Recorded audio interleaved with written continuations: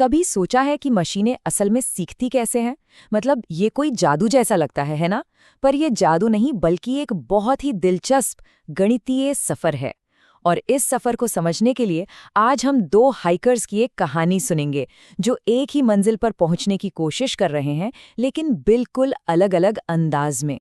तो चलिए सीधे मुद्दे पर आते हैं। जब हम कहते हैं कि कोई एआई लर्न कर रहा है, तो इसका असल में मतलब क्या है? सीधी सी बात है, वो अपनी गलतियों को कम से कम करने की कोशिश कर रहा है। और इसका सबसे पॉपुलर तरीका है ग्रेडियंट डिसेंट नाम की एक तकनीक। इसको समझने का सबसे अच्छा तरीका एक कल्पना से है। सोचिए, हम एक पहाड़ की चोटी पर खड़े हैं, चारों तरफ घना कोहरा है और हमारा लक्ष्य है घाटी में सबसे निचले पॉइंट तक पहुंचना। मशीन लर्निंग की दुनिया में ये सबसे निचला पॉइंट ही वो जादुई जगह है जहां मॉडल की गलती यानी एरर सबसे कम होती है। तो चलिए मिलते हैं हमारे पहले हाइकर से। ये बड़ा ही सोचने समझने वाला, धैर्यवान और मेटिकुलस किस्म का है। इसे कोई जल्दी नहीं है। ये हाइकर एक भी कदम बढ़ाने से पहले अपनी जगह पर रुककर पूरे पहाड़ का, हर एक ढलान का, हर एक रास्ते का जायजा लेता है। मतलब वो अपने चारों तरफ 360 डिग्री में देखता है और हिसाब लगाता है कि नीचे जाने का सबसे सटीक और सबसे सीधा रास्ता कौन सा होगा। और पता है, हमारी टेक्निकल दुनिया में इस हाइकर की स्ट्रैटेजी को ही बैच ग्रेडियंट डिसेंट या बीजीडी कहते हैं। जैसे ये हाइकर पूरे परिदृश्य का सर्वे करता है, ठीक वैसे ही बीजीडी मॉडल को सिखाने वाले पूरे डेटा सेट को एक साथ प्रोसेस करता है ताकि अपना अगला कदम तय कर सके। तो इस सावधानी का फायदा क्या है? रास्ता एकदम सटीक मिलता है, कोई भटकाव नहीं। लेकिन इसका एक बहुत बड़ा नुकसान भी है। सोचिए, अगर पहाड़ बहुत ही विशाल हों, जैसे हिमालय, पूरे पहाड़ का सर्वे करने में तो सदियां लग जाएंगी, राइट? ठीक वैसे ही जब डेटा सेट बहुत बड़ा होता है तो बीजीडी बहुत ज्यादा धीमा हो जाता है और इसे चलाने के लिए जबरदस्त कंप्यूटिंग पावर और मेमोरी की जरूरत पड़ती है। और ये ग्राफ इस कहानी को खूबसूरती से दिखाता है। जरा देखिए, बीजीडी का रास्ता कितना स्मूथ और सीधा है। एरर यानी पहाड़ की ऊंचाई बिना किसी ड्रामे के लगातार कम होती जाती है। ये एक भरोसेमंद लेकिन धीमी चाल है।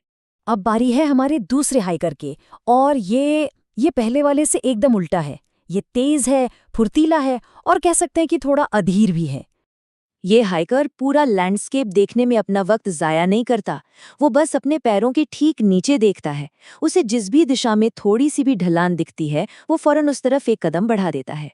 इसकी प्राथमिकता सटीकता नहीं बल्कि रफ्तार है। इस बस आगे बढ़ते रहो वाली स्ट्रैटेजी का टेक्निकल नाम है स्टोकैस्टिक ग्रेडियंट डिसेंट या शॉर्ट में एसजीडी। जैसे ये हाइकर सिर्फ अपने पैरों के नीचे की जमीन को देखता है, वैसे ही एसजीडी हर कदम पर पूरे डेटा सेट को देखने के बजाय सिर्फ एक रैंडम डेटा पॉइंट का इस्तेमाल करता है और आगे बढ़ जाता है। अब इस रफ्तार के अपने ही मजे हैं। ये बहुत तेज है और इसे बहुत कम मेमोरी चाहिए, जो इसे बड़े बड़े डेटा सेट्स के लिए परफेक्ट बनाता है। और इसका एक छिपा हुआ फायदा भी है, क्योंकि ये इतना उछल कूद करता है, ये अक्सर छोटी मोटी घाटियों, जिन्हें हम लोकल मिनिमा कहते हैं, उनमें फंसने से बच जाता है। लेकिन इसका रास्ता बहुत शोर भरा और डगमगाता हुआ होता है।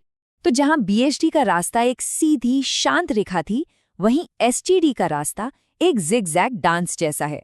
ये घाटी की तरफ बहुत तेजी से बढ़ता है, लेकिन हर कदम थोड़ा अंदाजे पर आधारित होता है। मंजिल पर तो पहुंचता है, लेकिन लड़खड़ाते हुए। तो अब जब हम दोनों हाइकर्स के अंदाज को समझ चुके हैं, चलिए उन्हें आमने सामने रखकर देखते हैं कि असल में किस स्थिति में कौन बेहतर है। ये टेबल देखिए, ये पूरी कहानी को एक नजर में साफ कर देती है। एक तरफ है बैच ग्रेडियंट डिसेंट, धीमा, सटीक, ज्यादा मेमोरी लेने वाला लेकिन भरोसेमंद। और दूसरी तरफ है स्टोकास्टिक ग्रेडियंट डिसेंट, तेज, कम मेमोरी लेने वाला, थोड़ा अनियमित लेकिन बड़े डेटा सेट्स का असली चैंपियन। तो सवाल बस इतना है, हमें रफ्तार चाहिए या सटीक? तो हम इन हाइकर्स और पहाड़ की बात आखिर कर क्यों रहे हैं? क्योंकि ये सिर्फ एक कहानी नहीं है, ये तरीके ही मॉडर्न एआई और डीप लर्निंग की नींव हैं। आज हम जो भी एआई अपने आसपास देखते हैं, वो कहीं ना कहीं इसी तरह अपनी गलतियों से सीख रहा होता है। अच्छा, एक और बहुत ज़रूरी बात, हमारे हाइकर का हर कदम कितना बड़ा होगा, ये एक बहुत ही क्रिटिकल सेटिंग तय करती है, जिसे कहते हैं लर्निंग रेट। ये एक बहुत ही नाजुक संतुलन है। अगर कदम बहुत बड़े हुए, तो हो सकता है कि हम घाटी के पार ही कूद जाएं, और अगर कदम बहुत छोटे हुए, तो शायद मंजिल तक कभी पहुंच ही ना पाएं। मशीन लर्निंग की दुनिया में ये बात बहुत मशहूर है। सही लर्निंग रेट चुनना किसी भी मॉडल की सफलता और असफलता के बीच का फर्क तय कर सकता है। ये इतना जरूरी है। और इस पहाड़ पर सिर्फ यही चुनौतियां नहीं है। कभी कभी ढलान इतनी सपाट हो जाती है कि हाइकर को समझ ही नहीं आता कि किधर जाना है। इसे कहते हैं वैनिशिंग ग्रेडियंट्स। या फिर ढलान सीधी चट्टान बन जाती है, जिससे हाइकर का संतुलन बिगड़ जाता है, जिसे कहते हैं एक्सप्लोडिंग ग्रेडियंट्स।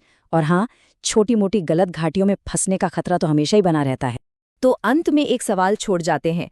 अगर एक हाइकर बहुत सटीक लेकिन धीमा है और दूसरा बहुत तेज लेकिन अनियमित, तो क्या कोई बीच का रास्ता नहीं हो सकता? एक ऐसा स्मार्ट तरीका जो